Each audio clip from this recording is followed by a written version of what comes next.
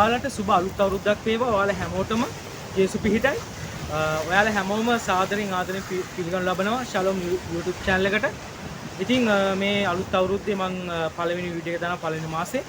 ඉතින් දෙවියන් වහන්සේ ලොකු දෙයක් කියන්නේ ඔබලට. ඒ තමයි සභාවට, ඒ වගේම ඒ සභාවේ ඉන්න දෙවියන් වහන්සේගේ දරුවන්ට. ඉතින් දෙවියන් වහන්සේ මේ දේ කියන්න කියලා කියන ඔබලට. ඉතින් ඒක මම කියනවා. ඉතින් මම දෙවියන් වහන්සේ තුල කුඩා මිනිස්සෙක්. ඉතින් දෙවියන් වහන්සේ මාවත් පාවිච්චි කරන නිසා ස්තුති කරනවා මේ දෙයට. ඉතින් දෙවියන් වහන්සේ අනාවරණයක් කළේ තමයි දෙවියන් වහන්සේ තුල හිස් නොවන මිනිස්යන් සහ හිස් නොවන සභාවන්ට වෙන දේ. ඉතින් ඒක හරි බරපතල දෙයක්. ඉතින් දෙවියන් වහන්සේ තුල හිස් නොවන මිනිස්යන් සහ හිස් නොවන සභාවන්ට වෙන්නේ උන්වහන්සේගේ මඟ පෙන්වීම නැති වෙලා යන. ඒක හොඳම උදාහරණය තමයි සාවුල්. සාවුල් දෙවියන් වහන්සේ රජකමට පත් කළාට පස්සේ ඔහු රජකමේ ගියා. නමුත් දෙවියන් වහන්සේ එපා කියන දේවල් කරන්න ගත්තට පස්සේ සාවුල්ගේ රජකම පහ වුණා. ඒක හොඳම උදාහරණය තමයි. සාවුල් එපා කියපු දේවල් කරාට පස්සේ දෙවියන් වහන්සේගේ ආත්මය බයිබලයේ සඳහන් වෙන ඕකෙන් පහව ගියා කියලා. ඊට පස්සේ දාවිත්ව ගිහිල්ලා රජකමට පත් කරනවා. දාවිත් තමයි ඊට පස්සේ ඊශ්‍රායල් ජනතාවගේ රජතුමා බවට පත් වෙන්නේ.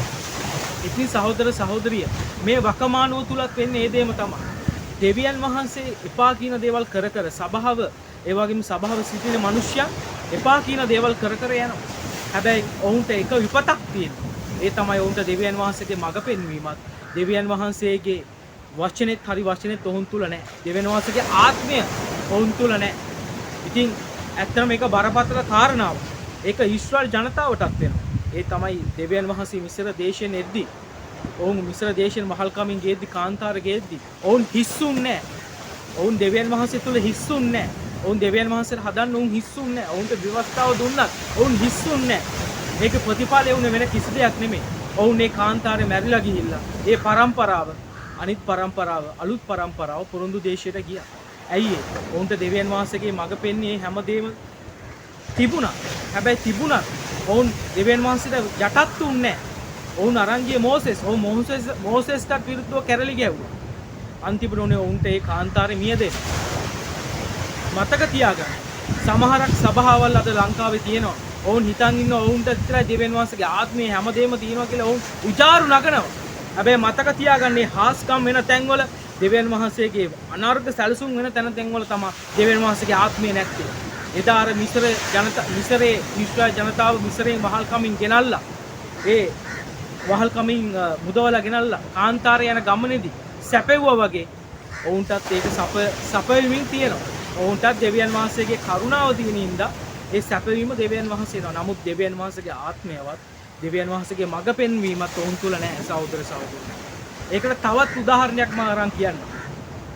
යේසුස් වහන්සේ එද්දි හිටියේ ඊශ්‍රායල් ජාතිය පූජකවරු, උත්තම පූජකවරු, ඒ හැමෝම හිටියා.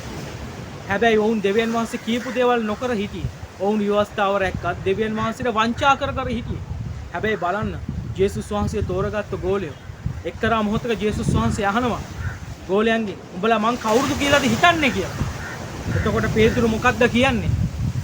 පේතුරු කියනවා ඔබ ජීවමාන දෙවියන් වහන්සේගේ පුත්‍රයා කියලා. ඊට පස්සේ දෙවියන් වහන්සේ කියනවා උඹට ඕදී එලිදරව් කුලේ දෙවියන් ස්වර්ගයේ සිට සුද්ධාමෙන් වහන්සේ විසින් කියලා. දෙවියන් වහන්සේගේ ආත්මය විසින් කියලා. එතකොට එදා ඒ උත්තම පූජකයන්ට තිබ්බ නැති ආත්මය දෙවියන් වහන්සේගේ ආත්මය කාටද? පේතුරුට තිබ්බ සහෝදර සහෝදරිය. අද දෙවියන් වහන්සේ තුල හිස් වෙන්නේ නැති සභාවල්, දෙවියන් වහන්සේ තුල හිස් වෙන්නේ නැති මිනිස්යන්ට වෙන්නේ ඒ දේ තමයි. එදා සාවුල්ට මොකද උනේ? ඔහු හිස් වෙන්නේ නැතු ඉද්දි මොකද උනේ? ඔහු හිස්සුන්නේ නැහැ. ඔහු දෙවියන් වහන්සේ කියන දේවල් ප්‍රතික්ෂේප කළා අන්තිමට. අන්තිමට ඔහු මොකද වෙන්නේ? ඔහු පේන කියන්නියක් ගාවට යනවා. ඔහු ඒ තැනටපත් වෙනවා. ඔහු විනාශ වෙලා යනවා. ඒ හින්දා සහෝදර සහෝදරියෝ, ඔබ දෙවියන් වහන්සේගේ සේවය කරන මිනිසෙක්, ඔබ දෙවියන් වහන්සේ තුල ගමනක් යන මිනිසෙක්ද? ඔබ දෙවියන් වහන්සේගේ සභාවක් වෙන මිනිසෙක් ටිකක් හිතලා බලන්න. ඔබ දෙවියන් වහන්සේ තුල කලින්ම හිස් වෙන්න. දෙවියන් වහන්සේට ඇහුම්කන් දෙන්න. දෙවියන් වහන්සේගේ හදවත තේරුම් ගන්න. ඔබගේ පාරක යනවා නම් දෙවියන් වහන්සේගේ මඟ පෙන්වීම ඔබට ඉන්නේ නැහැ කවදාවත්. ඔබ දෙවියන් වහන්සේ තුල ඔබගේ නායකත්වයට යටත් වෙන්නේ නැත්නම් ඔබට දෙවියන් වහන්සේගේ මඟ පෙන්වීම කවදාවත් එන්නේ නැහැ සහෝදර සහෝදරියෝ. ඔබ හිස් වෙන්න. එදා සමරී ස්ත්‍රිය ලිඳ ගාවට හිස් වාජනයකුත් අරගෙන ආව වතුර පුරව ගන්න. ඒ ලිඳ ගාව කවුද හිටියේ සහෝදර සහෝදරිය? කවුද හිටියේ? යේසුස් වහන්සේ හිටියේ. ඇයව ජීවන ජලයේ දෙවියන් වහන්සේගේ ආත්මයෙන් පුරවලා තමයි යවුවේ. එක්තරා මොහොතක කානන් සරල මංගල්‍ය යේසුස් වහන්සේ කියනවා හිස් වාජන වලට වතුර පුරවන්න කියලා. එතන තිබ්බේ හිස් වාජන වලට වතුර පුරවලා ඒකට ආශිර්වාද කරාට පස්සේ තමයි ඒ වාජන වල තිබ්බ වතුර මිදිවුෂයටපත් වෙන්නේ. ඒ මිදිවුෂ දුන්නට පස්සේ මොකද්ද කියන්නේ? ඒ හිටිය කට්ටිය මේක අර මිදිවුෂයට වඩා රසවත් කියලා කියනවා. මෙච්චර කාලයකට අපි මේ වගේ එකක් බිව්වේ නැහැ කියලා කියනවා. ඔබගේ ජීවිතයේ දෙවියන් වහන්සේ අන්න ඒ වගේ පරිවර්තනය කරනවා. ඔබ දෙවියන් වහන්සේ තුල හිස් වෙලා ඉන්නවනම්, ඔබ දෙවියන් වහන්සේ තුල ගමනක් යන්න දෙවියන් වහන්සේට අතර බාර දෙනවනම්, දෙවියන් වහන්සේගේ ආත්මය ඇවිල්ලා ඔබව රස මුද්‍රික පානයක් බවට පත් කරනවා. අන්න ඒතකොට ඔබගෙන් හැම කෙනෙක්ම දකින්නේ රහක්. ඉතින් අද වෙලා තියෙන්නේ මොකද්ද? අද දෙවියන් වහන්සේට මිනිස්යන් හිස් වෙන්නේ නැහැ. සබාව හිස් වෙන්නේ නැහැ. ඔවුන් උජාරු නගනවා. අපිත් එක්ක දෙවියන් වහන්සේ ඉන්නවා කියලා. නමුත් ඔබලාගේ හදවත් වලට තට්ටු කරලා අහන්න දෙවියන් වහන්සේ ඔබලත් එක්ක දින්නේ. ඔවුන් අත උස්සනවා. ඔවුන් ලක්ෂ ගණන් වියදම් කරනවා. ඔවුන් කෝටි ගණන් වියදම් කරන නමස්කාර වලට. හැබැයි එදා දේව මාලිගාවේ යේසුස් වහන්සේ උපමාවකින් මොකද්ද පෙන්වන්නේ? උත්තම පූජකයා ඇවිල්ලා දෙවියන් වහන්සේට කියනවා මම මෙච්චර යාඥා කරනවා මම මෙච්චර නිරහරව ඉන්නවා කියලා. නමුත් එහා පැත්තේ ඒ අය කැමියා මොකද්ද කියන්නේ? මං පව්කාරයෙක් මාව පිළිගන්න මම දන්නේ නැහැ කියලා කියනවා. යේසුස් වහන්සේ කියනවා කාගේ යාඥාවද ඇහුවේ? පව්කාරයේ යාඥාව. අද ගොඩාක් බොරු ගුරුවරු ගොඩාක් මුලා කරන ඉගැන්වීමුත් ඇවිල්ලා තියෙනවා සහෝදරිය. එලිදරව් පොතේ 3 වෙනි පරිච්ඡේදයේ මෙසේ සඳහන් වෙනවා. මම ඉක්මනට එනවා. නුඹගේ ඔටුන්න කාටවත් දෙන්නේ නැතුව තදින් අල්ලගනින් කියලා. අපේ ඔටුන්න වෙන කිසි දෙයක් නෙමෙයි දෙවියන් වහන්සේගේ ආත්මයක්, දෙවියන් වහන්සේගේ රාජ්‍යයක් විතරයි. ආමෙන්. එදා සාවුල්ට නැති වුණේ දෙවියන් වහන්සේගේ ඔටුන්න කියන්නේ දෙවියන් වහන්සේගේ ආත්මය. ඉතින් සහෝදර සහෝදරිය මේ අන්තිම කාලේ දෙවියන් වහන්සේගේ ආත්මය නැති කරගන්න එපා. දෙවියන් වහන්සේගේ ඔටුන්න නැති කරගන්න එපා. ඔබ හිස් වාජනයක් වෙන්න. ඔබ දෙවියන් වහන්සේගෙන් ඈතට ගිහිල්ලා ඉන්නවනම්, දෙවියන් වහන්සේගේ සැලසුම් වලින් ආපස්සට ගිහිල්ලා ඉන්නවනම් පොඩ්ඩක් කල්පනා කරලා බලන්න. එදා ඔබ අනිවාර්යෙන් එදා යේසුස් වහන්සේ ආපු කාලේ වගේ උත්තම පූජකයෝ වගේ තමයි ඔබලත්. අර කොහෙවත් ඇති මාළු කාර්යයන්ට යේසුස් වහන්සේ පෙන්නවා. දෙවියන් වහන්සේගේ ආත්මය උන්ට තබලා තිබ්බා. මේ වකවානුවෙත් වෙන්නේ ඒ දෙයමයි. අපි තමයි වැඩෝ කියන කට්ටියට පෙන්වන්නේ නැහැ දෙවියන් වහන්සේ. නමුත් සොක්කන්ට දෙවියන් වහන්සේ පෙන්වන කාලය ඇවිත් තියෙනවා දෙවියන් වහන්සේගේ ආත්මයක්. මතක තියාගන්න. සබාව පසුත ඇවිලි වෙලා දෙවියන් වහන්සේ වෙතට හැරෙන්න. එවිට දෙවියන් වහන්සේ අහසේ කවුළු වැරලා දෙවියන් වහන්සේ ඔබලට ආශිර්වාද කරන්නේ. ඒ නිසා ඔය පාරම්පරික කිතුනෝ කියන කට්ටියයි දෙවියන් වහන්සේ විතරයි උන්ට සපයන්න කියන කට්ටියයි මතක තබා ගන්න. ඔබගේ සබාවේ ඔබගේ ගෘහයේ දෙවියන් වහන්සේගේ ආත්මය වචනේ තියනවාද කියලා හොඳට බලන්න. දෙවියන් වහන්සේගේ කැමැත්ත කරන්න මිස ස්වාමිනී කියන කිසි කෙනෙක් මං ගන්න නැහැ කියලා ජේසුස් වහන්සේ කියනවා.